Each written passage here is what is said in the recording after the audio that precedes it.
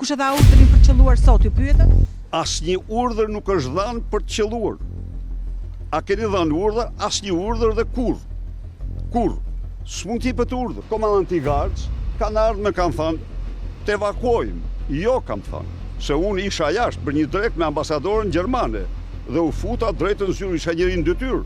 Sali Berisha ka lënë ambientet e prokurorisë së posaçme kundër korrupsionit dhe krimit të organizuar, aty ku dhe u paraqit mëngjesin e kësaj të mërkure për të pyetur lidhur me ngjarjen e 21 janarit, ku në bulevardin Dëshmorit e Kombit u vran padrejtisht 4 protestues.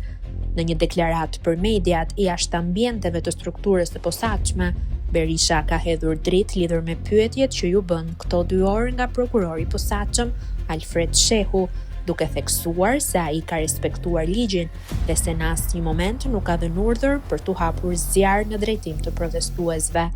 Gjatë fjalës së tij, Berisha nuk ka kursyer as gazetarët, ku në një moment ju kthye ashpër Klodiana Lalës, duke vënë në dyshim punën e saj. Sipas Berishës, prokurorët kanë marrë nicje nga libri i ish-presidentit Topi, i cili mes rreshtave ka cituar dhe këtë takim me Bashën.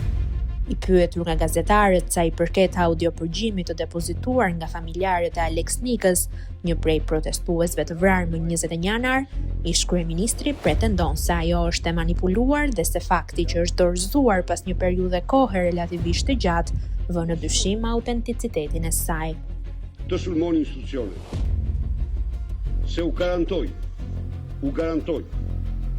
që unë Sali Berisha dhe të gjithë punojësit e këtyre institucioneve do të rezervojnë ju atë që s'do i një gjendje kurrë të mendoni për të sulmuar.